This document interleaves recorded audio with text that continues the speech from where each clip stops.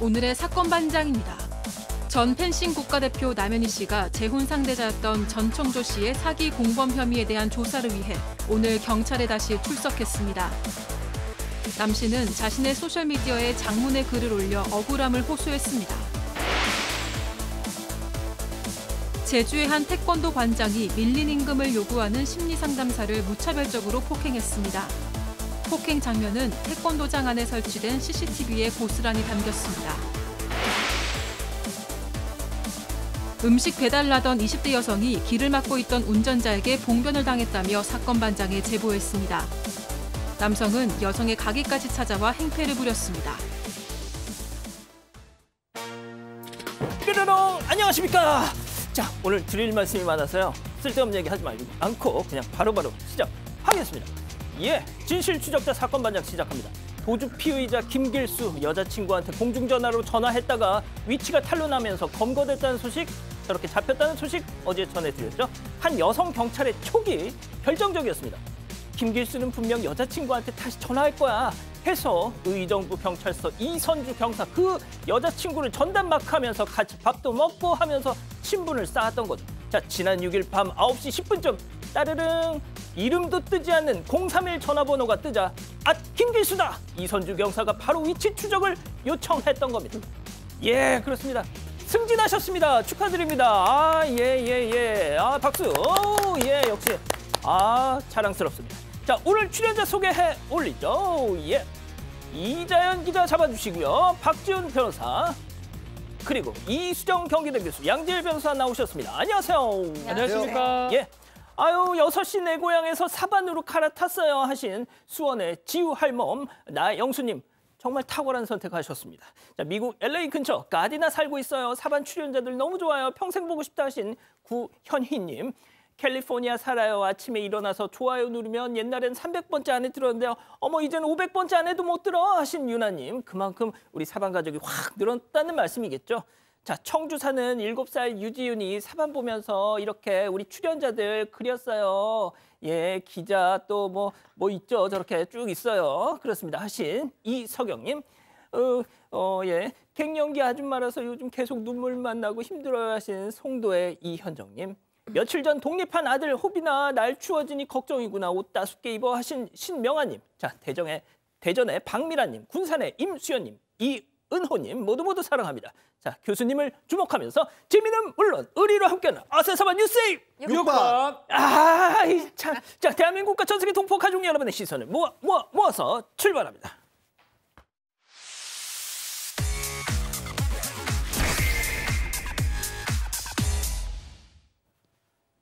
첫 번째 달려보죠.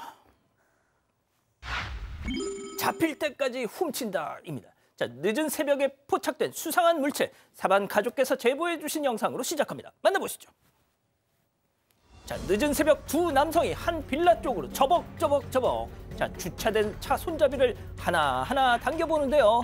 자, 딱 봐도 차 도둑입니다. 그때 바깥쪽 남성이 한 차량을 쭉 이렇게 스캔을 하더니 운전석 문을 엽니다. 자, 그러더니 지금 열었어요. 개봉했습니다. 자, 다른 남성도 조수석 쪽으로 오더니 역시 문을 열고 착석을 하죠.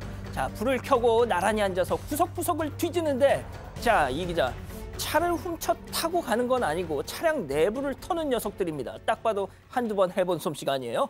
네, 저희가 제주의 한 빌라 주차장입니다. 차량 절도 사건인데요.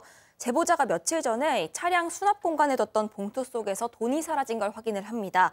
그래서 블랙박스를 확인해 보니까 지난 1일 새벽 3시쯤에 약한 충격에 의해서 이 블랙박스가 녹화가 된 걸 확인을 했습니다. 그래서 건물 CCTV를 확인해 보니까 저렇게 두 남자의 모습이 찍혀 있었던 겁니다.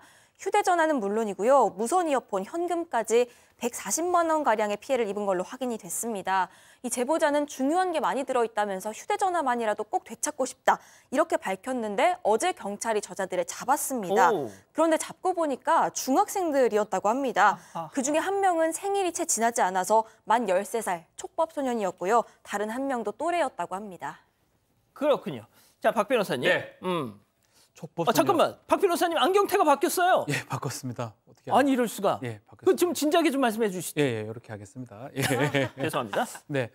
촉법소년입니다. 13세니까. 그러니까 촉법소녀 같으니까 이 처벌을 할 수 있을지 그 부분이 지금 의문이 되는데 이 학생들이 지금 저지른 범행 자체가 30건, 절도만 30건이 넘는다고 해요.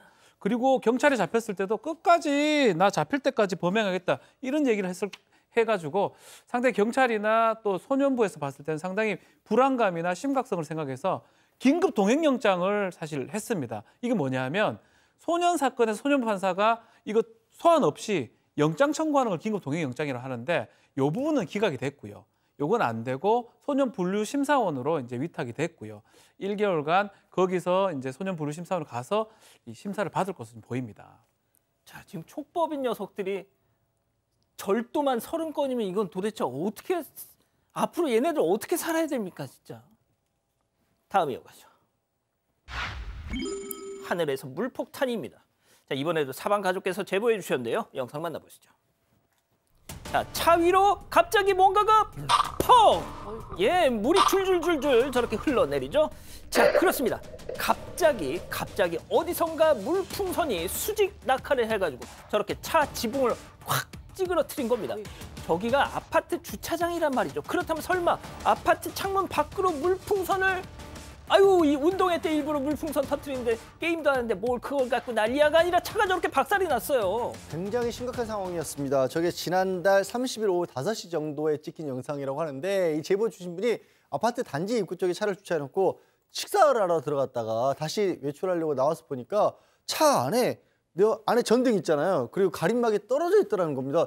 이게 왜 차 안에 있는 내부 전등이 떨어졌지 하고 살펴보니까 지금 보신 것처럼 이 위에 차량 지붕까지 굉장히 심하게 저기 쭈그러진 게 보이잖아요. 저 정도까지 이 훼손이 됐던 겁니다. 그래서 이 아파트 CCTV를 확인해 보니까 진짜 떨어져 나갔어요. 베란다를 통해서 물풍선을 던진 것으로 그렇게 추정이 되고 있는데 말씀드렸다시피 저기 환한 낮 시간입니다. 오후 5시라고 해도 게다가 단지 입구 쪽이고 사람도 충분히 지나다닐 수 있을 맞아요. 그럴 시간대였고 물풍선이라고 해서 우습게 볼 게 아니라 자동차가 좀 찌그러질 정도의 충격을 가져다 준 거예요. 그러니까. 인명사고 났으면 어쩔 뻔했습니까? 지금 저기 살짝 글씨가 보이는데 지금 수사 중이고 이 착고해서 범인을 찾고 있다 이런 그런 종이까지 붙여놨지만 아직까지 연락은 없었다고 했는데요.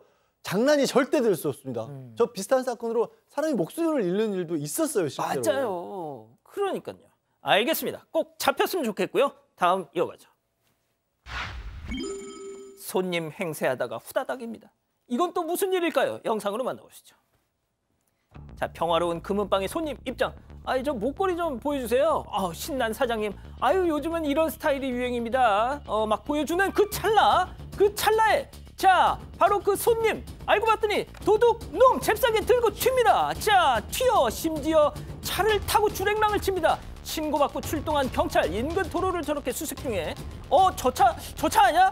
야, 삐요 갓길에 선 차량에 접근해서 바짓단에 숨겨둔 귀금속을 탈탈 털어서 회수를 완료했고 검거도 완료했습니다. 금목걸이를 얻진 못했지만 그래도 덕분에 은팔찌는 차게 됐잖아요. 이 정도면 남는 장사라고 하고 싶습니다. 네, 지난 9월 15일 강원 정선의 한 금은방에서 저 남성이 귀금속을 훔쳐서 달아났습니다. 차를 타고 와서요, 손님 행세하면서 이것저것 구경을 했습니다. 이 업주가 몇 가지를 꺼낸 뒤에 다른 걸 꺼내기 위해서 뒤를 돈 사이에 금목걸이와 금팔찌를 들고 차를 타고 달아났던 거죠. 신고 접수한 경찰이 추격을 벌였습니다. 그리고 15분 만에 저 남성을 검거를 했는데요. 이 남성은 10대였고요. 심지어 무면허였다고 합니다. 몰고 다니던 저 차량도 같은 날 새벽에 강릉 시내에서 훔친 거였다고 합니다. 세상에. 그리고 900만 원 상당의 귀금속을 바짓단에 숨겨놨습니다. 저 귀금속과 함께 차량도 경찰이 회수를 했습니다. 그런데 이 검찰에 넘겼는데요. 조사하는 과정에서 비슷한 시기에 절도 3건 더 저지른 것도 확인이 됐고요. 이뿐만이 아니라 또래들이랑 같이 그 미성년자 조건 만남으로 남성을 유인해서 협박한 혐의까지 포착해서 추가로 송치가 된 상황입니다. 교수님, 그냥 이건 예정되지 않은 질문 드릴게요. 아까 그 차털이하는 그 촉법들도 그렇고 얘도 그렇고 어쩌면 좋습니까? 그 초기에 사실은 아주 적극적으로 개입을 해야 다시는 저런 일을 안 저지를 텐데 현재의 소년 사법 절차는 초기에 여러 번 겨우 해야 소년 보호 처분이 내려질 정도로 초기에 상습화가 되는 게 제일 큰 문제입니다. 이 부분을 어떻게 해서든 손질을 좀 해야 되겠다는 생각이 듭니다. 그러니까 말이죠. 좋습니다. 다음 이어가죠. 그때 그 시절 한 온라인 커뮤니티에 올라온 놀라운 사진 만나보시죠. 자, 짚라인을 타고 활강. 그런데 사람 밑에 달린 저거 뭐? 혹시 저것도 사람? 아니, 지금 발끝을 잡은 건지 옷을 잡은 건지 꽤나 안정적인 자세로 짚라인을 타고 있는 줄줄이 사람. 심지어 안전장치 하나 보이지 않는데요. 아하, 박 변호사님, 네. 절대 따라하시면 안 되고 물론 따라하시지도 큰일 않겠지만 납니다. 뭔가 사연이 있어 보이는 이 사진 설명 좀 부탁드릴게요. 자, 이 사진은 커뮤니티에서 이슈가 됐던 사진인데요. 아버지, 대체 어떤 삶을 사신 겁니까? 제목입니다. 아니 왜? 아버지 사진입니다. 진짜. 친구들하고 보다 보니까 아버지 앨범을 봤는데요. 아버지가 예전에 찍었던 사진인데 놀랍습니다. 녹색 상의 아저씨죠. 아저씨는 위에 짚라인을 잡고 있고요. 더 놀라운 거는 이 분홍색 상의를 입고 있는 사람이 발 정도 옷을 잡고 같이 내려가는 모습입니다. 더 충격적인 건 뭐냐면 예.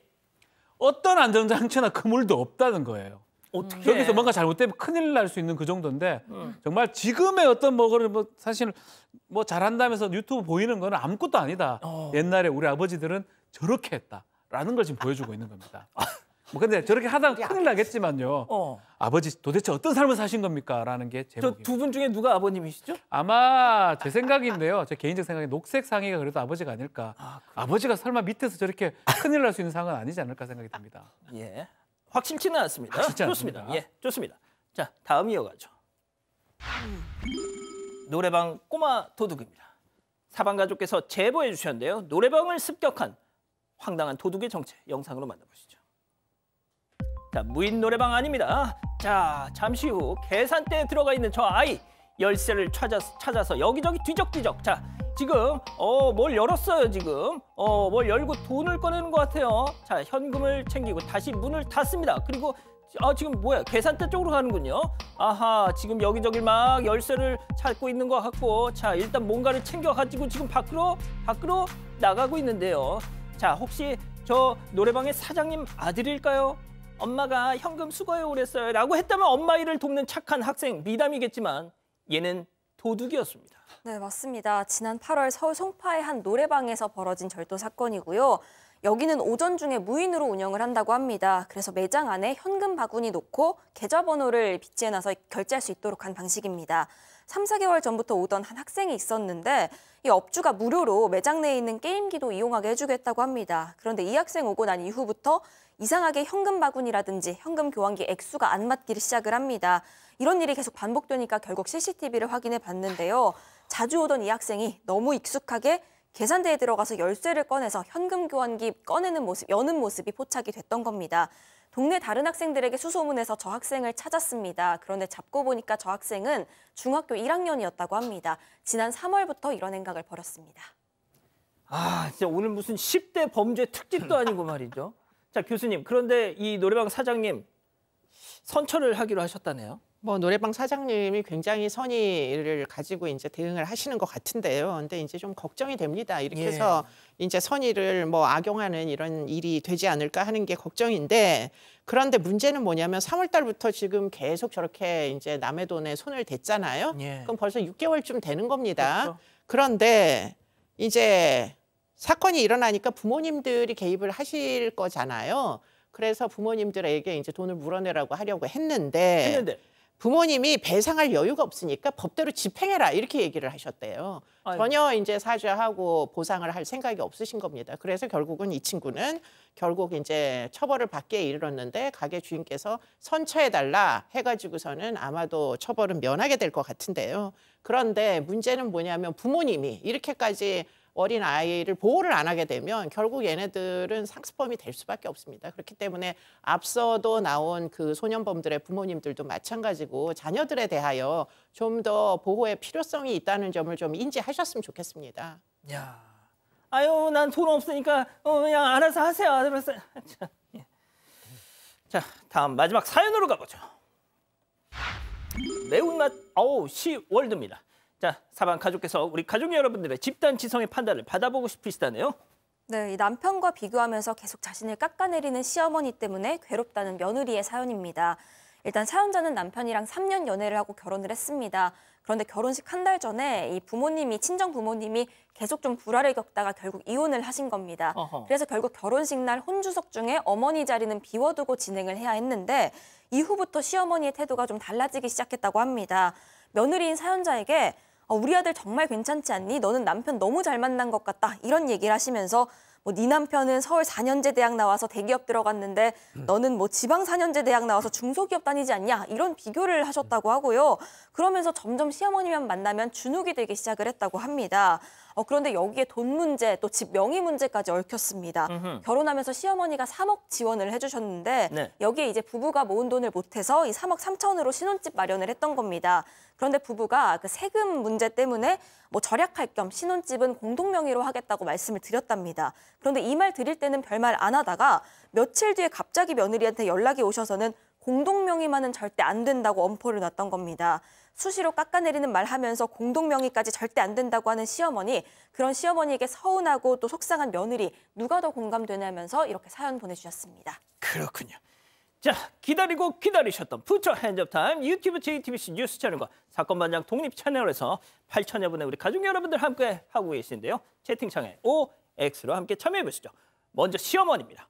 어머머머머머머머머, 얘 말하는 것 좀 봐줘 그냥. 얘 지은애미야, 우리 입은 삐뚤어졌어도 말은 똑바로 하자. 결혼해준 것만, 허락해준 것만 해도 어머니 감사합니다 해야 하는 거 아니니? 결혼 직전에 사돈 어른들 니들 이혼하면서 너도 물론 곤란했겠지만 우리도 망신 개망신이었다. 이거 왜 이래? 그런데 아파트 공동명의 3억을 줬는데 공동명의? 아이고 우리 지열이는 얼마나 들들 볶았으면 아이고 이 못난 놈아 지열아 이놈아 동그라미.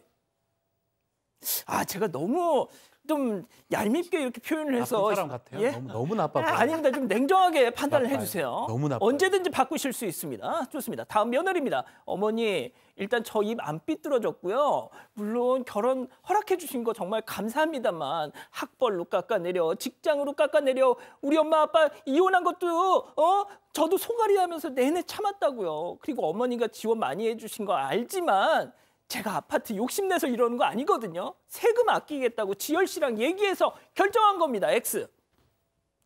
자, 지열 씨부터 시작해 볼까요?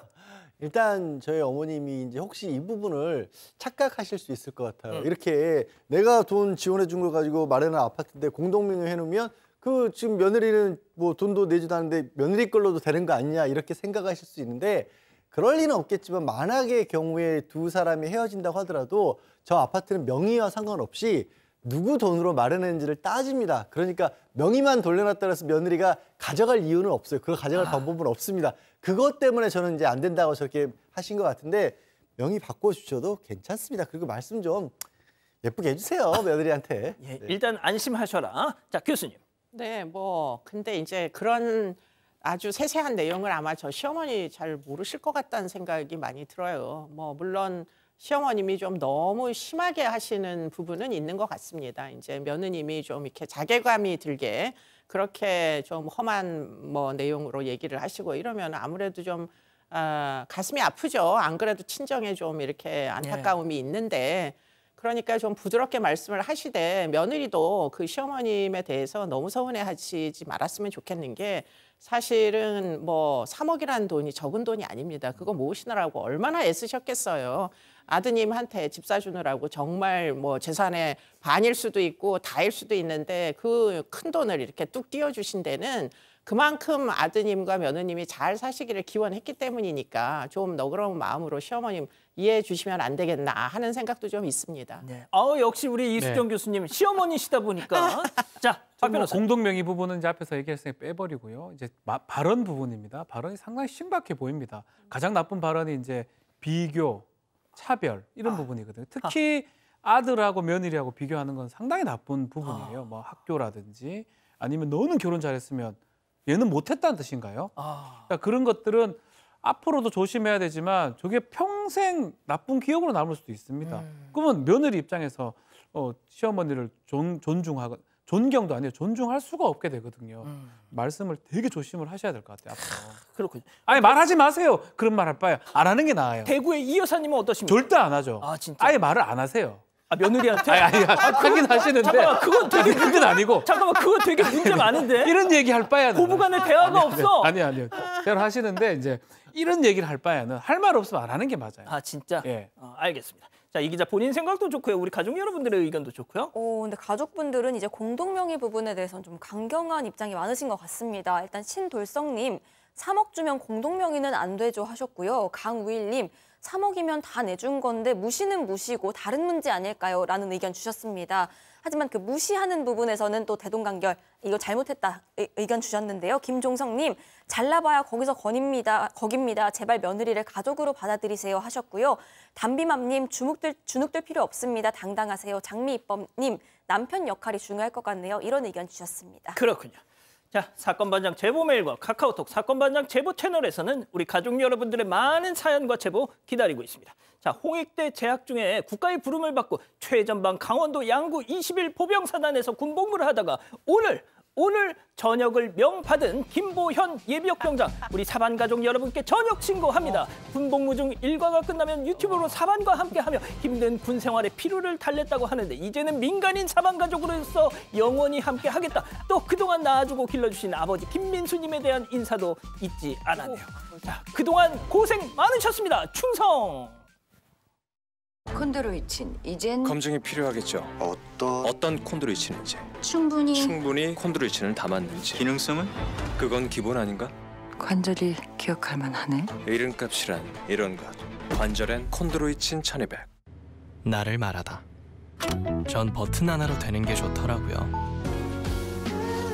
나르왈 프레오 엑솔트라. 쉽게 사는 게 편하게 사는 거죠. 나르왈.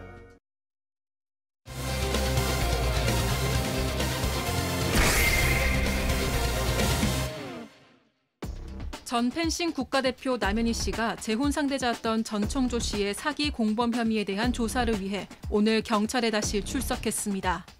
남 씨는 자신의 소셜미디어에 장문의 글을 올려 억울함을 호소했습니다. 계속되는 두 사람에 대한 경찰 조사를 짚어봅니다. 자, 오늘 재소환됐죠? 출석 장면부터 보고 가시죠. SNS에 입장문 올리셨는데 하고 싶은 얘기 있으세요? 오늘 전청조 씨와 대질하면 어떤 말씀하실 건가요? 출국 금지 사실 알고 계셨나요? 전청조가 학부모들한테 접근한 거 알고 계셨나요? 본인을 고소한 학부모에게 한마디 해주세요. 자, 뭐 보신 대로 아무 얘기도 안 내요. 네, 이게 두 번째 경찰 출석이었습니다. 지난 6일에 첫 번째 조사를 받았고요. 오늘 오전 10시쯤에 송파경찰서에 다시 한번 모습을 드러냈습니다. 보신 것처럼 아무 대답 없이 들어갔습니다. 그저께인 6일에 10시간 넘게 진행된 첫 조사에서는 전 씨의 사기 행각 알지 못했다는 취지로 진술했습니다. 이렇게 이 남 씨가 혐의를 일부 부인하고 있고 또 해외 출국이 잦기 때문에 경찰은 이런 점을 고려해서 출국 금지 조치를 내린 상태입니다. 이 남 씨를 고소한 사람은요, 전 씨의 공범이라면서 고소를 했는데 이 남 씨가 운영하는 서울 강남의 펜싱 아카데미 수강생 학부모인 것으로 파악이 됐습니다. 진짜 3주 전만 해도 사기꾼에게 정말 씻을 수 없는 피해를 당한 피해자 남현희로 이렇게 인식이 됐었는데, 자, 일단 이런 상황이 됐습니다. 이 학부모가 남현희 씨를 고소한 이유가 뭐예요? 자, 이 학부모 남편이 의사라고 합니다. 이 전청조가 하는 앱 개발, 투자 설명회에 참석을 했는 것 같고요. 투자금을 좀 사기를 당한 걸로 보입니다. 11억 원 정도 피해 금액이 있다 그러고, 이 부부의 설명에 따르면 그 당시 투자하는 사실에 대해서 남현희 씨도 정확하게 알고 있었다라고 얘기하고 있고요. 특히 돈도 세아리는 것도 봤다. 그래서 공모 아니냐라고 고소를 한 상황이고요. 한편 남현희 씨 같은 경우는 함께 만난 거는 맞다라고 얘기를 하면서, 그렇지만 투자 권유 얘기를 듣지를 못했다라고 주장을 하고 있습니다. 그리고 이 금고에서 이 돈을 꺼내서 세어본 적은 있지만 요 세어본 돈은 이 투자금은 아니고 다른 돈을 세어봤다라고 부인을 하고 있는 그런 상황입니다. 그러니까 고소하신 분 당신들 돈을 센 건 아니에요. 딴 돈 센 겁니다라는 겁니다. 좋습니다. 자, 그럼 여기서 첫 번째 사건 체크포인트 짚어보죠. 내가 죽어야 끝날까? 여기서 내가 누구죠? 남현희 씨입니다. 남현희 씨는 여전히 굉장히 억울하다는 입장을 견지를 하고 있습니다. 일단 그렇게 얘기를 하고 있어요. 자기가 그 명예까지, 스스로의 명예까지 떨어뜨려가면서 사기를 친 이유가 없고, 이 상황이 내가 죽어야 끝나는 것인가라고 굉장히 지금 억울해하고 있고, 나 전청조가 수사가 시작된 이후에도 계속해서 거짓말을 하고 있다라고 하면서 새롭게 얘기를 한 게, 어머니에게 차를 사줬다거나 아니면 용돈을 줬다 이런 얘기를 하는데, 그것도 거짓말이라고 그렇게 본인의 SNS에 주장을 했어요. 이게 이 남현희 씨는 이렇게 얘기하는 겁니다. 자기가 전청조가 렌트카 회사를 운영을 한다면서 그 렌트카 회사에서 어머님 앞으로 해서 차를 하나 렌트해 드리겠다. 렌트비는 내가 드리겠다. 이렇게 얘기를 했답니다. 그렇게 차를 렌트를 했는데 막상 한 2번 정도밖에 돈을 렌트비를 내주지 않았고요. 알고 보니까 이 전청조가 그런 식으로 다른 사람들에게도 자동차 렌트를 알선해 준 다음에 그걸 하면 신용정보가 나오잖아요. 예. 차를 렌트하기 위해서 어느 정도 되는 차를 렌트할 수도 이게 나오니까 그런 사람의 자력을 파악한 다음에 투자를 유도해서 사기치는 피해자를 찾고 있던 방법이었다라고 지금 남현희 씨는 그렇게 주장을 하고 있습니다. 그리고 용돈 드렸다는 것도 2번, 300만 원 한 번, 500만 원 한 번 이렇게 2번 딱 드렸다라고 그렇게 얘기하고 있습니다. 뭐 이런 얘기도 했더라고요. 26년 동안 국위 선양을 위해서 인생을 바쳤지만 사기꾼보다 못한 취급을 받게 돼 살아갈 이유가 없다. 그러니까 펜싱 국가대표로서 태극기를 달고 이렇게 국위를 선양했는데 이게 지금 뭐냐? 약간 뭐 이런 의미인 것 같아요. 그 논란이 컸던 자동차 부분에 대해서도 뭐 얘기를 했죠? 네, 일단 본인이 타고 다니던 차량은 잘 쓰지 않게 돼서 여동생에게 넘겼고 그 외에 이 전 남친에게 사준 그 벤츠 S클래스 차량이 있었다는 겁니다.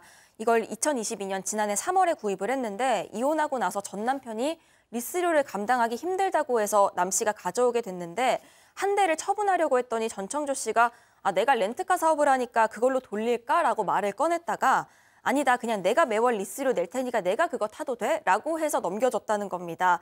그러면서 그 문제의 그 차량이 범죄 활동에 사용된 부분이 확인돼서 참담한 심정이라고 언급했습니다.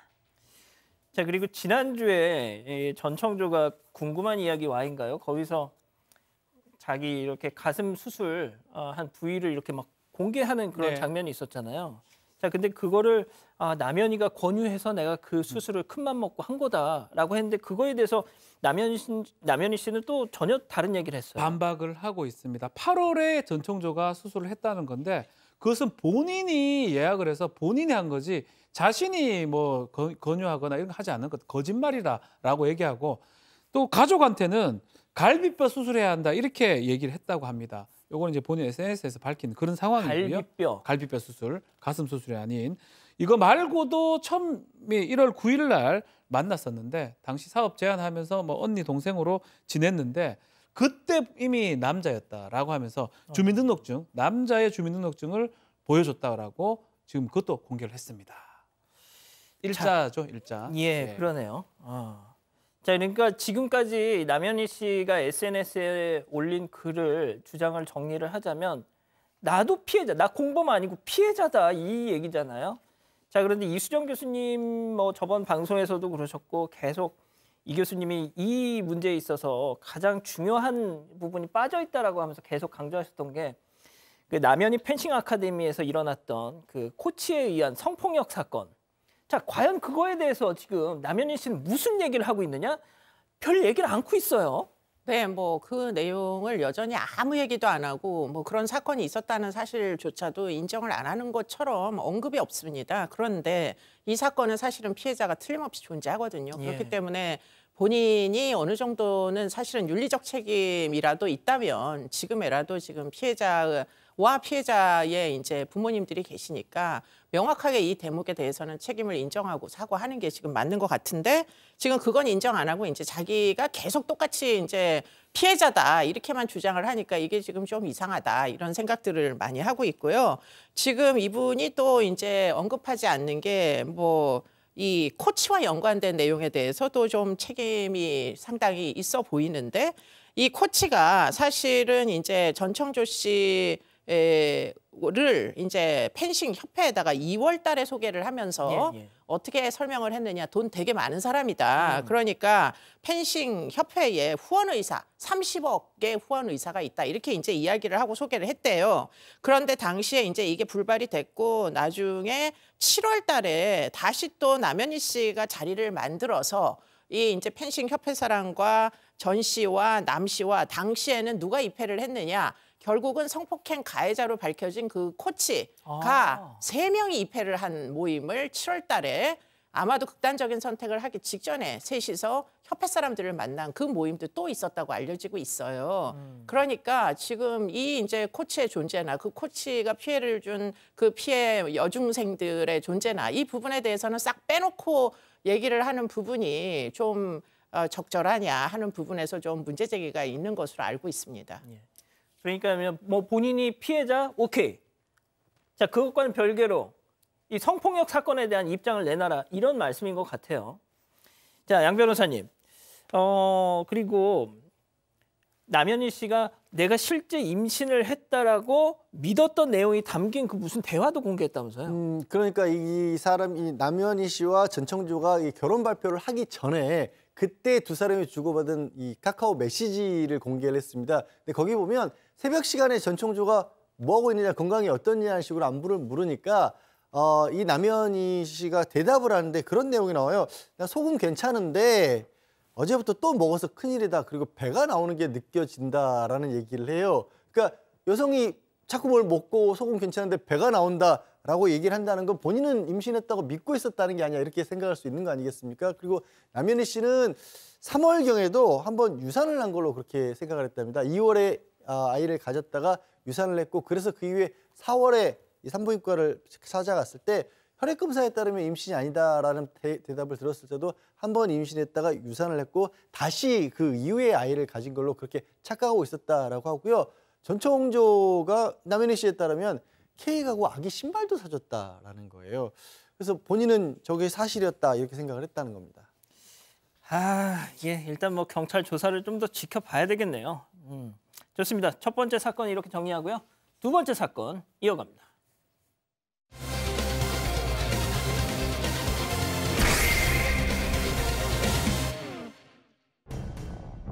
제주의 한 태권도 관장이 밀린 임금을 요구하는 심리상담사를 무차별적으로 폭행했습니다. 폭행 장면은 태권도장 안에 설치된 CCTV에 고스란히 담겼습니다. 사건의 전말을 파헤쳐봅니다.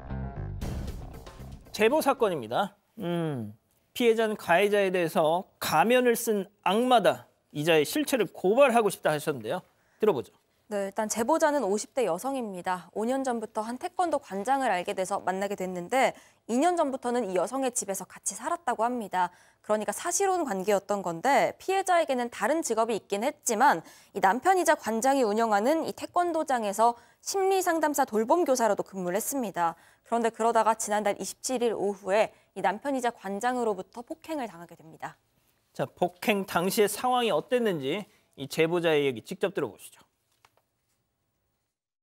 골반에 앉아 있었습니다. 캔맥주를 딱 따는 순간 주먹이 날라와서 머리를 3대를 주먹으로 때렸고 저를 밀쳐서 땅바닥에 잡아뜨리 한 다음에 내 배에 올라타고 내 목을 졸라서 제가 기절했습니다. 그때는 아무 생각 없어요. 너 같은 건 죽어야 돼 하고 목 조르는 것밖에 기억이 안 나요. 두 번째 졸렸을 때 저는 숨이 멎어서 영혼이 빠져나가는 느낌? 내가 이렇게 죽는 거구나. 너무 고통스러웠어요.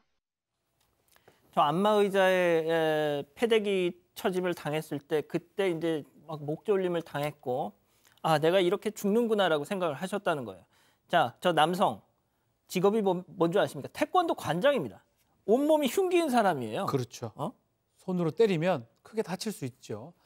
자, 그렇기 때문에 이제 문제가 되는데 크게 폭행이 한 3군데서 3번 정도 이루어지는데요. 첫 번째는 골방에서 폭행이 이루어집니다. 주먹으로 머리를 폭행을 하고 또 목을 조르기도 하고요. 또 지금 중반에 좀 봤던 장면은 또 옆으로 이제 다른 방으로 이동을 해가지고 질질 끕니다. 끌고 갑니다. 가서 거기서 대화를 조금 나누다가 다시 또 갑자기 또 안마 의자에 피해자를 밀어 넣은 다음에 또 목을 졸라서 기절을 시킵니다. 그 다음에 다시 또 이 태권도장 바닥으로 피해자를 데리고 간 다음에 또 넘어뜨리고요. 목을 조르고 또 머리를 주먹으로 수차례 때리고 흔들기도 했습니다. 자, 뭐 그냥 갑자기 저렇게 폭행이 있었던 건 아닙니다. 그 전에 뭔가 말다툼이 있었는데요. 이 사람 때문이었습니다. 체크포인트 짚어보죠. 역시 20년 만난 내연녀. 자, 이게 무슨 얘기인지 제보자 얘기 계속 들어보시죠. 내연녀 내연녀 때문에 우리 내연녀 20년 사귀었다잖아. 20년 동안 나한테 그렇게 말했어요. 그 사람 말은 어머님 제사 때 도장에서 요리를 했대요. 나 만나기 전에. 이렇게 계속 이어왔는데 헤어지고 나랑 같이 다시 잘 살자.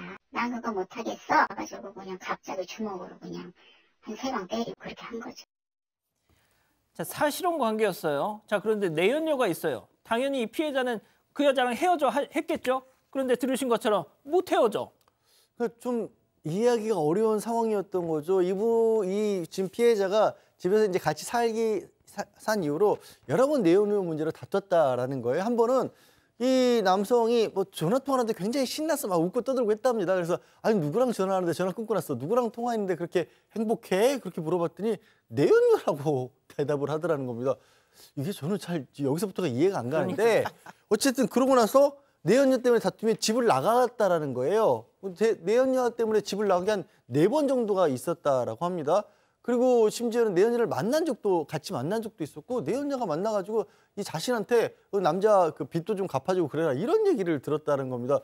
저는 일찌감치 문제를 해결을 했었어야 될 것 같은데 어쨌든 피해자분은 계속해서 좀 희망을 가졌던 모양입니다. 그래서 나중에는 그러지 말고 내연녀랑은 딱 정리를 하고 나랑 같이 살자, 제대로 행복하게 살자 이런 식으로 제안했더니 도저히 그럴 수가 없다라고 강경하게 나와서 이 피해자가 그러면 이제는 도저히 안 되겠다. 내가 지난 2년 동안 이 돌봄 상담사로 일을 했으니까 그거라도 줘라라는 식으로 그렇게 얘기를 했답니다. 내가 일한 일한 대가는 치러야 되는 거 아니냐? 그랬더니 이제 무차별하게 폭행이 시작이 된 겁니다. 야, 교수님 이게 진짜 뭡니까 도대체?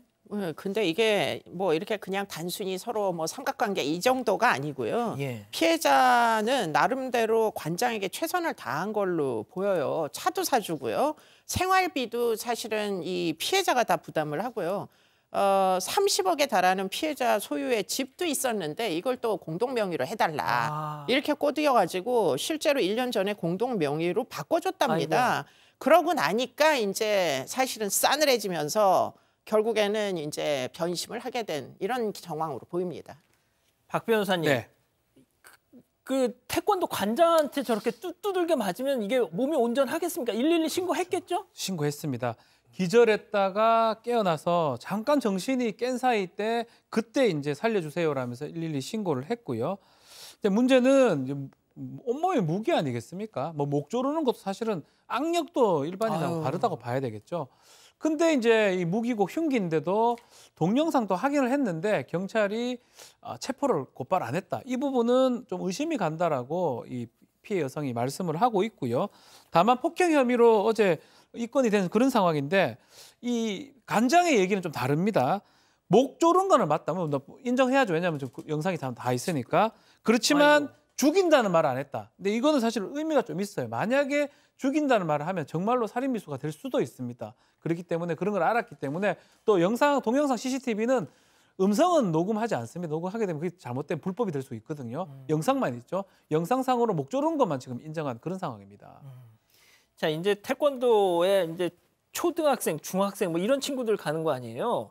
자, 근데 저렇게 사실혼 관계, 사실상 자신의 배우자를 저렇게 두들겨 팰 정도면 애들한테는 어떻게 하겠느냐. 네, 아이들도 많이 오는데 뭐 말을 안 듣는다, 품새가 안 좋다 이런 이유로 머리채를 잡아 끌기도 하고 주먹으로 등을 때리는 일이 하루에도 몇 차례씩 있었다고 합니다. 이걸 자주 봐왔다는 게 제보자의 주장이고요. 이 사실을 학부모들도 잘 몰랐다고 하는데 아이들한테는 네가 잘못해서 맞은 거야 이런 식으로 입단속을 시켰기 때문입니다. 한 번은 너무 심하게 아이를 때리길래 그만하라고 말리면서 신고하겠다고 했는데 그랬더니 제보자에게 너 이럴 거면 나가라고 했다고 합니다. 그런데 이 인물이 지금 학교폭력 청소년 보호합시다 뭐 이런 홍보 활동도 하고 있다고 해서요. 정말 파렴치한 두 얼굴 가진 사람이라는 걸 알리고 싶다고 했습니다. 야, 참 이율배반적인 사진이 딱 저렇게 나가네요. 네, 그러게요. 이 지금 피해자 같은 경우에는 이 상황을 학부모들에게 좀 알려야 한다라는 약간의 책임감까지 느끼고 있는 것 같습니다. 왜냐하면 이 일이 벌어지고 나서 본인에 대해서 그렇게 폭행한 이후에도 아이들을 멀쩡하게 가르치고 있다고 합니다. 그리고 아이들에게 폭력을 행사하기도 하고요. 또 짐작하시겠지만 저 관장이라는 사람이 굉장히 뭐 화가 많다고 해야 될까 좀 무서운 그런 편이라고 합니다. 그러니까 애들도 여기에 대해서 좀 뭐라고 말을 못하긴 하는데 이 피해자 말은 그렇습니다. 아이들을 때리고 그렇게 폭력적인 성향을 가지고 있는 사람이 그렇게 윽박지르고 하는데 그럼 태권도를 배우고 아이들이 뭘 배우겠냐라는 거예요. 그러니까요. 자, 교수님 제가 이 피해자분하고 맨 처음 이제 통화를 했었거든요. 제가 취재를 하면서. 네. 뭐 계속 우시더라고요. 뭐 울 수밖에 없고요. 지금 사실은 이제 세월이 또 너무 허탈할 겁니다. 그런데 아까 박지훈 변호사님이 그 죽어라 이런 얘기는 안 해서 이게 이제 뭐 기껏해야 이제 가정폭력 사건으로 처리될 수밖에 없다 이렇게 말씀하셨는데 이게 사실은 우리나라의 가정폭력에 대한 인식이 너무 문제를 심각하게 여기지 않는 거 그건 정말 문제라고 생각이 들고요. 왜냐하면 이 폭력으로 죽을 뻔 2번 했습니다. 한 번은 실신했고 한 번은 기절했다는 거예요. 맞아서 실신하고 목 졸려서 기절하고. 그러면은 3번째는 죽었을 수도 있어요. 맞아요. 사람이 꼭 죽어야만 개입을 합니까? 사법제도는? 그러니까 지금 이 2번의 그야말로 의식이 나갈 정도로 심각하게 폭행을 한 것, 이 부분에 대해서는 사실 죽일 의도가 있었다 이렇게 보는 게 맞아요. 첫 번째에 뭐 한 번밖에 없었다면 첫 번째는 실신을 할 줄 몰랐다 주장한다 손 치더라도 목을 졸랐을 때는 그거는 정말 죽일 의도가 있으니까 목을 조르는 거죠. 그렇기 때문에 그런 의도를 꼭 말을 해야 그래야 살인 미수가 되고 말을 안 하면 살인 미수가 안 되고 이런 식으로 뭐 남녀간에 뭐 좀 치고받고 부부싸움이고 칼로 물베기다 이런 종류의 인식으로 지금 이 문제는 절대 해결되지 않습니다. 누가 죽어야 끝이 나요. 그러니까 지금 이런 상습적인 가정폭력의 경우에는 보다 엄격하게 만약에 뭐 본인이 용서해달라고 이야기를 하더라도 반의사 불벌죄니까 처벌하지 않는 관행을 깨시고 폭력의 수위가 얼만큼 심각하게 피해를 유발했는지를 보고 판결을 해주셔야 되겠다. 피해자의 생명권 보호는 법원이 책임이 있다. 이렇게 보입니다. 맞습니다. 그 피해자분이 지금도 꿈을 꾸시면 이 장면이 눈앞에서 펼쳐진다고 합니다. 꿈에서 말이죠. 이렇게 정리하고요. 3번째 사건 이어갑니다.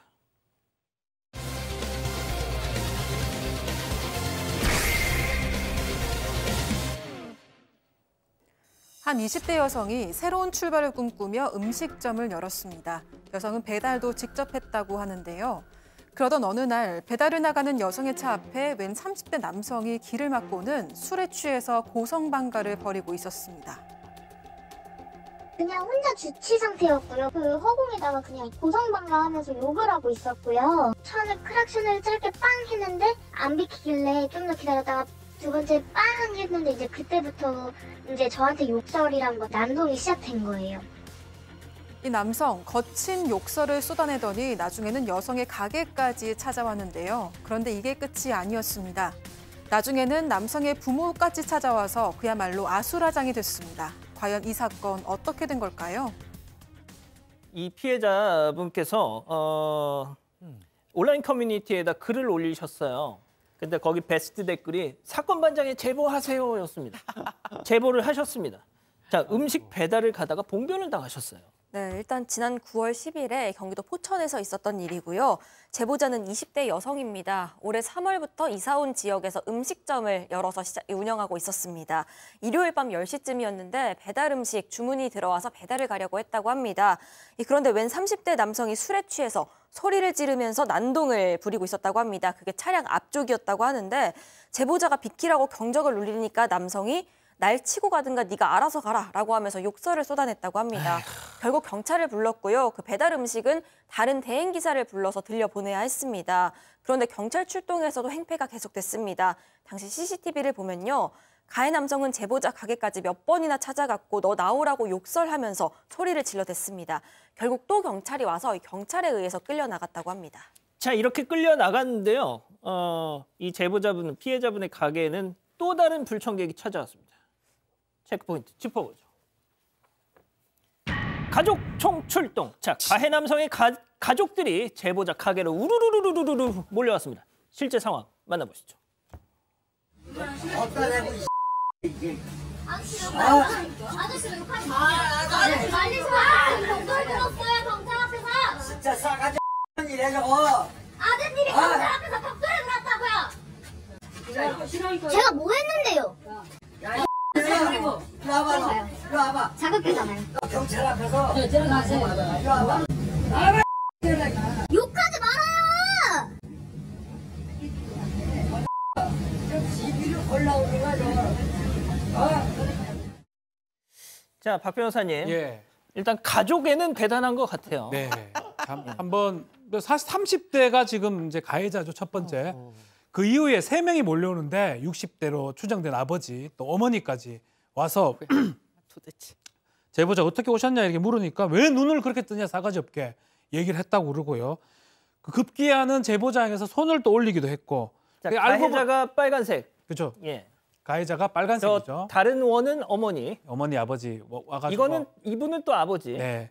그래서 결국 알고 보니까 이 세 사람 다 가족이었습니다. 가족들이고 가족들이 이 제보자한테 행패를 했던 겁니다.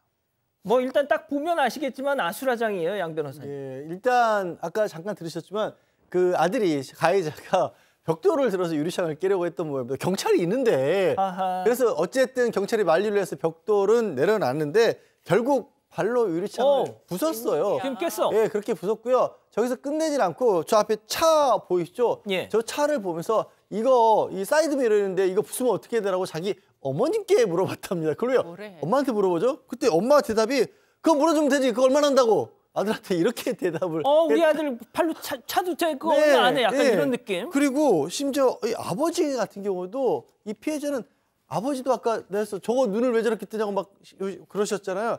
아버지한테도 맞았다라고 피해자는 주장을 하고 있어요. 그 상황이 정말 총출동하셨습니다, 진짜. 자, 그런데 말이죠. 도대체 저 집단 폭행을 가한 저 가족들 누구냐 알고 봤더니 세상에 똑같이 음식점을 하던 사람들이었어요. 네, 그래서 사건 후에 제보자를 찾아왔는데 같은 동네에서. 네, 주변 사람들이 동네 사람들이니까 좀 좋게 해결해라 뭐 이런 조언을 했다고 합니다.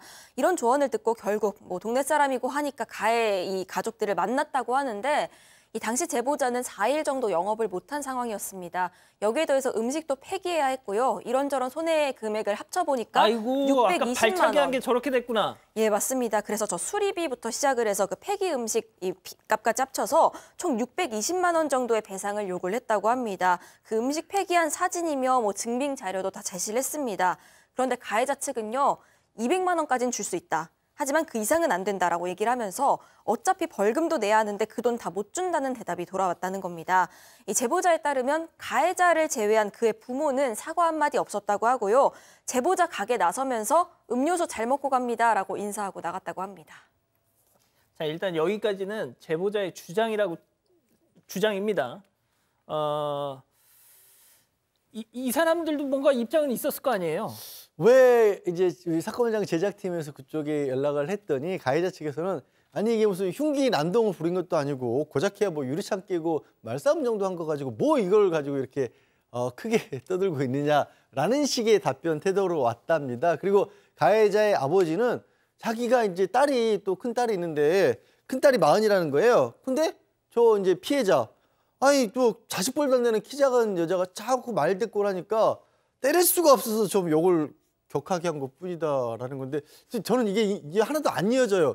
나이가 어리고 키가 작으면 말대꾸하면 안 되는 건가? 뭐 하여튼 그런 생각 드는데 그리고 아까 600만 원 청구를 했다라고 했지 않습니까? 다 이제 피해자는 근거 자료를 갖춰서 아니 그거 하루 영업하는 게 돈 얼마나 번다고 600만 원 얘기가 나오냐. 그래서 자기는 법대로 할 거면 해라 이렇게 얘기하고 뿐이다. 아직까지는 당당하신 것 같아요. 자, 보통 아들이 저런 난동을 피면 말이죠, 교수님. 야, 이놈의 자식아 하면서 막 정신 차려 어디서 술주정을 이게 보통 부모들의 반응인데 말이죠. 아들 그거 얼마 안 하니까 해 뭐 약간 이런 식으로 얘기를 하셨다는 거 아니에요? 뭐 아들 전과자로 만들 것 같습니다. 저 부모님은 저러다가 정말 큰일인데요. 근데 이게 이제 어떻게 일어난 경위인지 이걸 좀 따져봐야 될 것 같은데 근처에서 부모님이 식당을 하셨다고 해요. 그런데 이제 외지인인 젊은 여성이 들어와가지고 식당을 개점을 한 겁니다. 그러다 보니까 그게 아마 일종의 이제 경쟁 심리로부터 이미 이 사건 이전에도 저 이제 여자가 혼자 하고 있는 저 식당을 굉장히 괘씸하게 여기면서 뭔가 이제 영업 방해를 할 생각들을 사실 저들끼리는 논의했던 게 아닌가 이런 생각을 한편으로는 하게 되는 게 사실은 동기가 불분명합니다. 이렇게 난동을 치는 이유가. 근데 더군다나 부모가 와가지고 그 아들을 두둔하다니요. 경우 없는 짓은 이루 말할 수가 없는데 그 이유가 이 세 명이 다 같이 똑같은 동기를 갖고 있는 거죠. 이 혼자서 외지인이 와가지고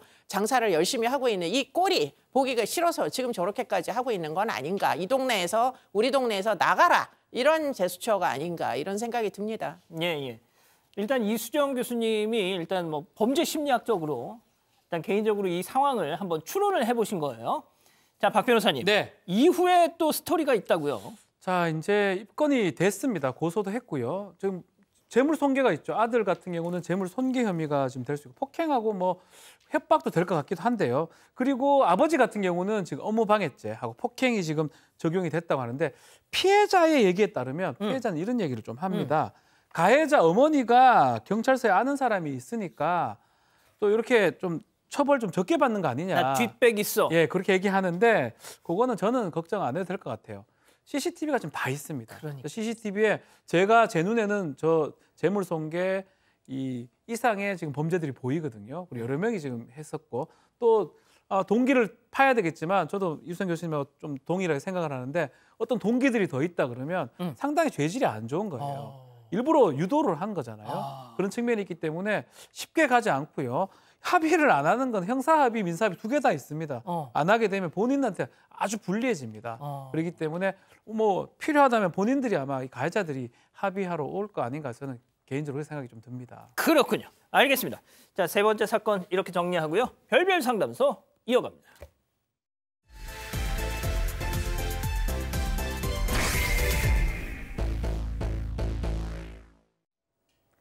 평소 휴대전화는 신경 쓰지도 않던 남편. 최근 잠금 장치를 지문 인식으로 바꾸더니 베개 밑에 넣어두고 잠들기까지 합니다. 알고 보니 해외 출장지에서 만난 여성과 불륜에 빠진 거였는데요.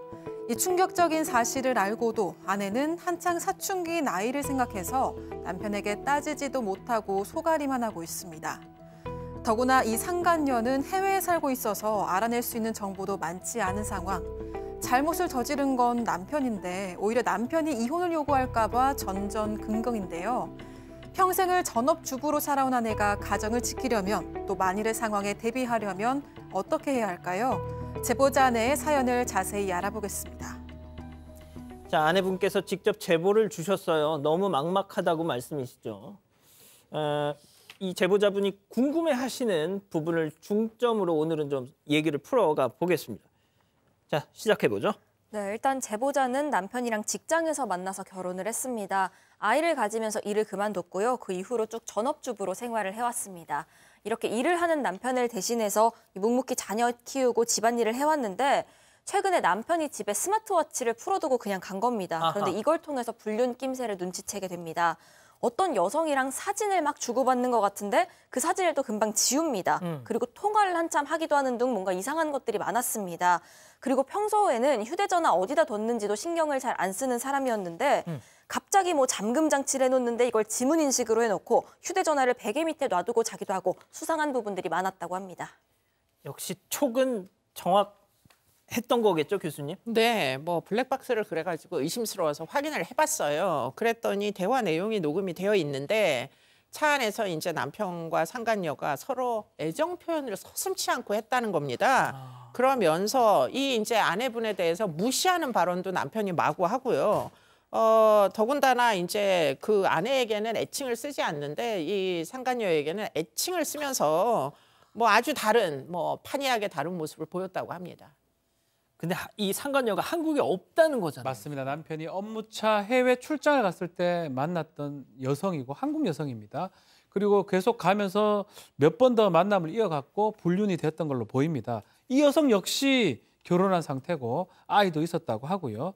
아내는 이 여성에 대한 이름도 연락처도 사는 곳도 정확하게 모르고 있는 상황입니다. 자, 여기서 이제 제보자분이 궁금해하는 대목이 처음 나오는데 아는 게 없어요. 양 변호사님.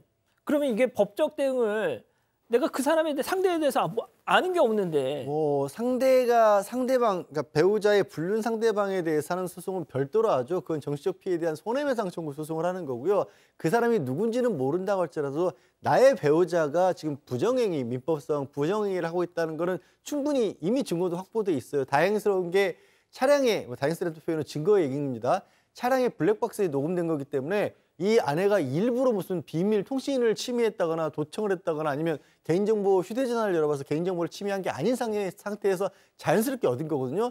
그런 걸 가지고도 충분히 이 청구는 가능한데 다만 그 상간녀를 상대로 하는 위자료 청구 소송은 현실적으로 어려울 것 같습니다. 자, 그리고 말이죠. 하도 답답하니까 뭐 인터넷에서 뭐 지식인 뭐 이런 걸 막 찾아보셨던 모양이에요. 그런데 상간녀가 외국에 살고 있고 한국에 재산이 없으면 위자료 청구 소송 해봐야 오히려 변호사 비용만 더 든다. 뭐 이런 거를 보셨던 모양이죠. 네, 일부 뭐 맞다고 봐야 되겠죠. 국내 이제 재판을 해서는 국내법으로 통상 집행을 하고 위자료를 한다고 하더라도 국내에서 할 가능성이 높은 거고요. 지금 상간녀에 대한 인적 사항 정확하게 알 수 없기 때문에 재판하기 사실 쉽지가 않은 상황입니다. 아이고야. 다만 추측하건대 20년 전에 결혼을 해서 이민을 갔는 거 정도는 알 수 있고요. 한국에 이제 부모님이나 친정은 있다고 합니다. 가끔씩 이제 친구들 보려고 한국에 오기도 한다고 해요.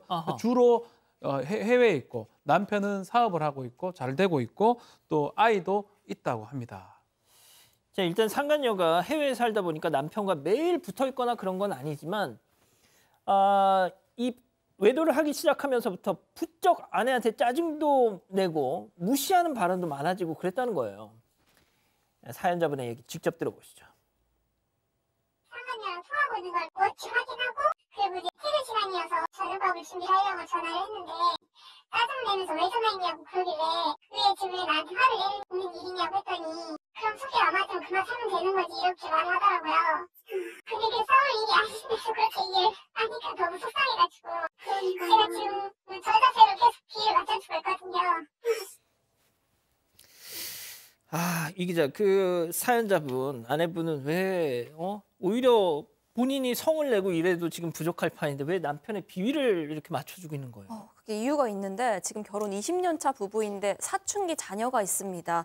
그런데 이 아내가 생각하기에 남편의 불륜 사실을 지금 이 시기에 문제를 삼으면 남편이 오히려 당당하게 이혼하자 이렇게 나올 것 같다는 겁니다. 그런데 지금 정말 이혼을 해버리면 그 상간녀랑 같이 해외에 나가서 살면서 양육비도 제대로 주지 않을 것 같다. 이 부분이 일단 걱정이 되고요. 또 전업주부로 보낸 기간이 상당히 길었기 때문에 당장 먹고 살 길이 막막한 상황이라고 합니다. 그렇기 때문에 일단은 이 남편이 다시 가정으로 돌아오기를 바라는 마음으로 남편의 비위를 맞춰주고 있는 중이라고 했습니다. 정말 뭐 많은 분들이 그 이혼을 주저하는 이유가 아이들 문제 또 먹고 사는 문제죠. 자, 교수님, 그리고 이 사연자분은 또 다른 전전긍긍하는 이유가 또 있다면서요? 네, 뭐 아무래도 남편이 전문직이고 뭐 해외에도 많이 여행을 다니고 이런 것 같은데 그러다 보니까 법 관련 이제 내용도 굉장히 전문 지식이 많다고 알려지고 있어요. 그래서 이혼 소송을 하게 되면 법을 잘 아는 남편이 굉장히 유리한 방식으로 이제 조치를 하지 않을까. 그래서 결국엔 재산 분할이나 위자료 등이 굉장히 내가 좀 불리하게 진행이 되지 않을까 이런 이제 염려가 있다고 지금 하시고 계십니다. 그리고는 이 남편이 최근에 사업을 벌리고 있대요. 그래서 수익이 이제야 좀 나기 시작하는 이런 이제 상황이라 가지고 지금 이혼 소송을 하면 재산 분할에서 오히려 뭐 이제 재산이 축적되는 시기이기 때문에 좀 불리하지 않을까 이런 생각을 하면서 아이들이 아직은 사춘기니까 성인이 될 때까지 좀 기다렸다가 차후에 이제 뭐 이혼을 하는 게 더 낫지 않겠느냐 이런 고민이시고요. 그래서 지금은 정말 속이 뒤틀리지만 비위를 맞춰주느라고 지금 굉장히 좀 정신적으로 피폐한 그런 상황이다 이렇게 말씀을 하십니다. 진짜 뭐 말씀하셨지만 정신적으로 되게 힘드시다면서요. 그렇죠.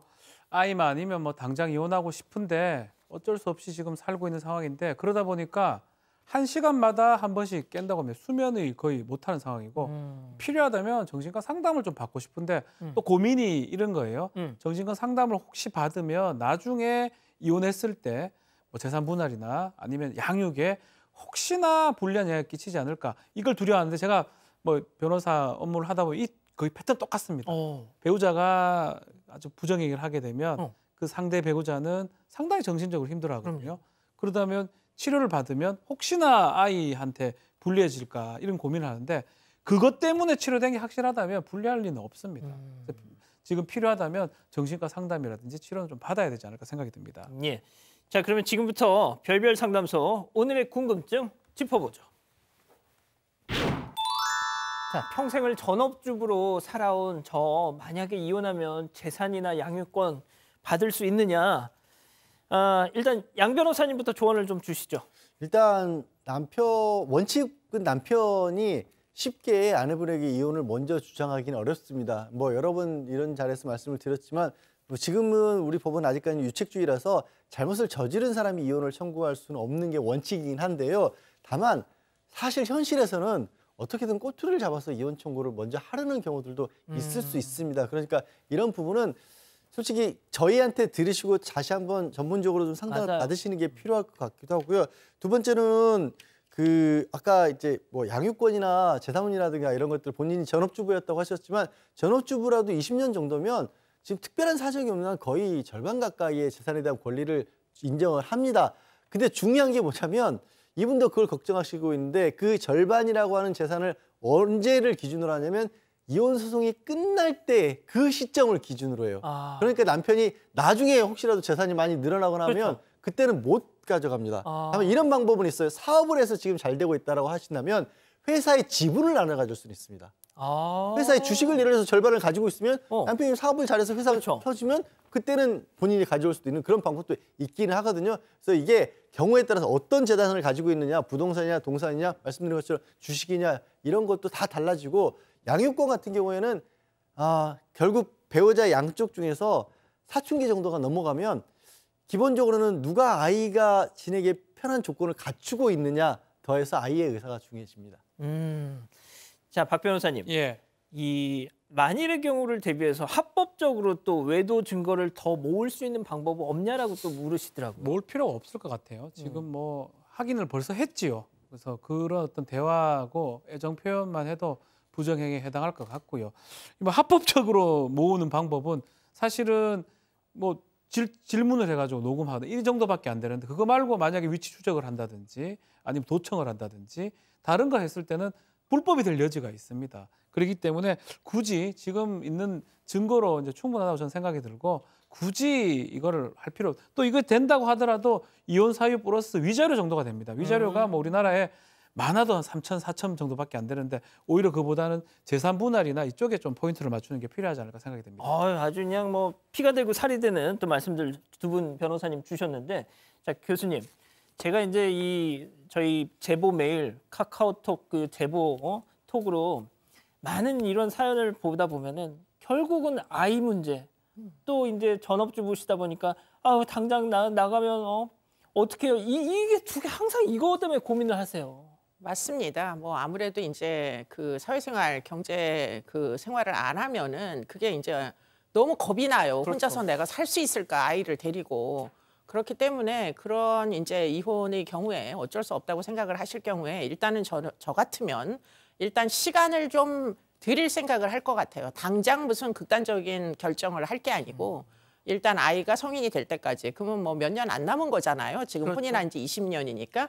그러니까 이제 일단 기다린다. 그러면서 내 근력을 키운다. 내가 이제 혼자서 독립할 수 있게 그런 노력들을 한편으로는 하시면서 아까 정신과 상담을 하면 의료 기록이 남지만 심리 상담을 하는 방법도 있어요, 주변에. 그렇기 때문에 뭐 여러 가지 이제 여성을 뭐 지원하기 위한 상담 시스템이 우리나라는 굉장히 많습니다. 성폭력 상담소도 있고 여성의 전화도 있고 또는 그 외에 민간 상담소들도 있어서 그런 데서 좀 심리적으로 근력을 키우시는 노력이 지금 당장은 필요한 게 아니겠느냐. 더군다나 지금 이렇게 애틋한 뭐 멀리서 이렇게 잠깐씩 연락하고 뭐 보고 이러면은 연애 감정이 남편도 굉장히 극적으로 뭐 진행이 되겠지만 그게 오래 못 가요. 멀리 있으면. 그렇기 때문에 결국에는 남편도 결국 반성하고 결국 다 돌아오지 않을까 하는 그런 생각도 한편으로는 하게 되기 때문에 당장의 극단적인 생각을 하는 것보다는 시간을 좀 버시라. 그리고는 마음의 근력을 좀 키우시라. 이런 게 제 조언입니다. 자, 근데 우리 가족 여러분들은 그런 인간 돌아와도 받아주지 말라고 하실 것 같아요. 네, 특히 붉은홍님은 사람 안 변합니다. 돌아온다고 해도 또 바람 피웁니다. 이런 의견 주셨고요. 레온님 일단 직장 구하고 자리 잡으시고 그 후에 이혼 소송하세요 하셨습니다. 이인님 아내분 어떻게든 일을 하세요. 자격증 등 따시면 어디든 취직할 곳 있습니다. 힘내세요. 이런 의견 주셨습니다. 예, 마음의 근력을 키워라. 좋은 말씀입니다. 자, 별별 상담소 이렇게 정리하고요. 글로벌 픽 이어갑니다.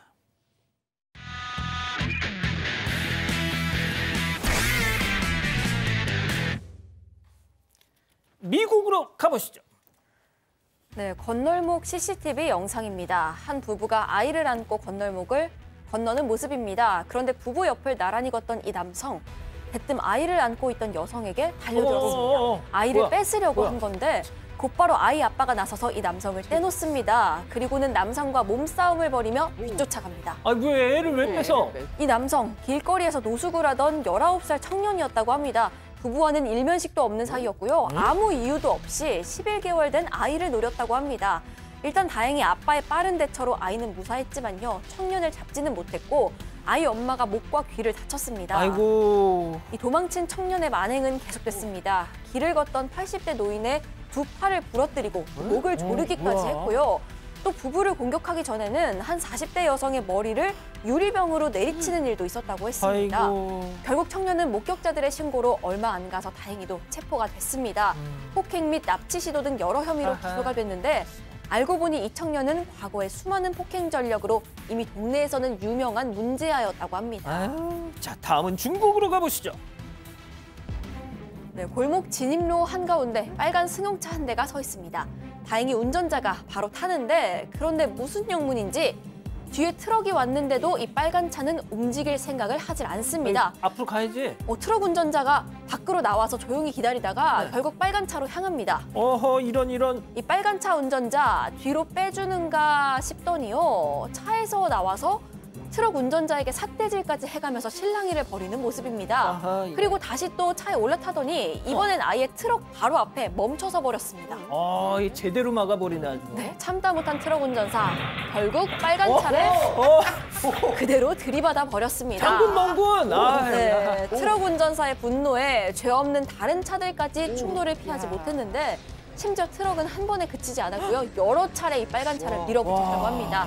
당시 목격자들에 따르면 빨간 차 운전자가 길을 막은 것도 있었지만 트럭 운전사를 향해서 험한 말을 내뱉기도 했다고 합니다. 솔직히 쌤통입니다.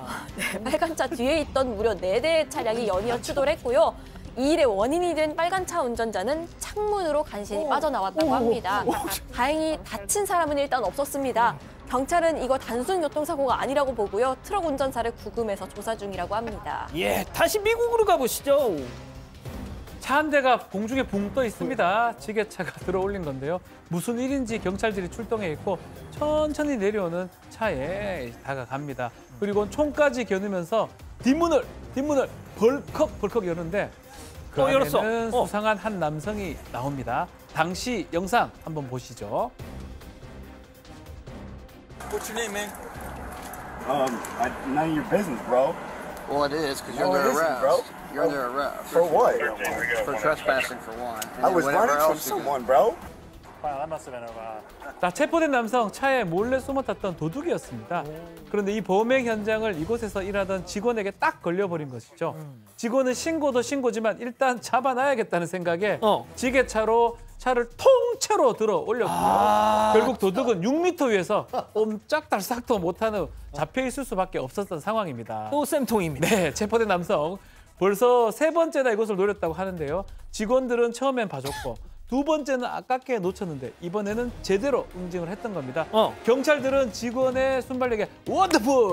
이라면서 박수를 보냈다고 합니다. 자, 다음은 최근 온라인에서 화제가 되고 있는 영상 함께 보시죠.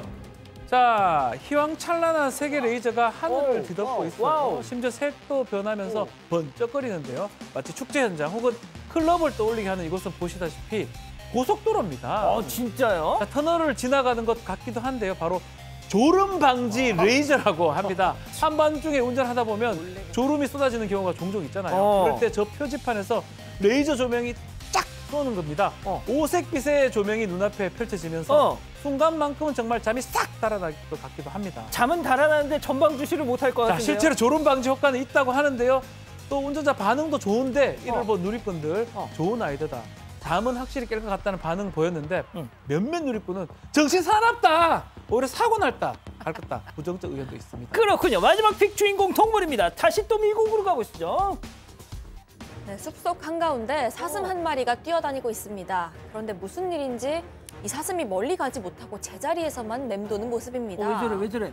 자세히 보시면요. 사슴 뿔에 꽁꽁 묶인 밧줄이 있습니다. 아이고. 나무에 걸려있던 밧줄에 그만 뿔이 딱 걸려버리고 말았던 겁니다. 사슴은 어떻게든 벗어나 보려고 힘차게 뛰지만 정말 안쓰럽게도 대롱대롱 저렇게 매달려버리고 맙니다.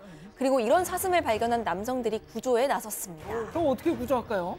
일단 이 사슴 100kg은 기본으로 넘고요. 힘도 좋습니다. 그래서 남성들은 이 사슴이 힘 빠질 때까지 기다리다가 사슴이 나무 뒤로 오자마자 바로 사슴의 허리를 잡았어. 막 부여잡습니다. 잡았어. 그리고 재빨리 칼로 밧줄을 잘라냈습니다. 그렇게 자유를 찾은 사슴은요, 곧바로 숲속 깊은 곳으로 달려가는 모습입니다. 육중한 몸으로 발버둥 치는 사슴을 잡기란 쉽지 않은 일이었을 텐데 마침 또 사슴 잡은 남성이 레슬링 선수였기 때문에 가능한 일이었다고 합니다. 아유, 그렇구나. 레슬링 선수. 자, 사랑하는 사건반장 가족 여러분, 행복한 밤 보내시고요. 저희는 내일도 별이 6개 반, 4반 6반 저녁 6시 반에 다시 옵니다. 안녕히 계십시오.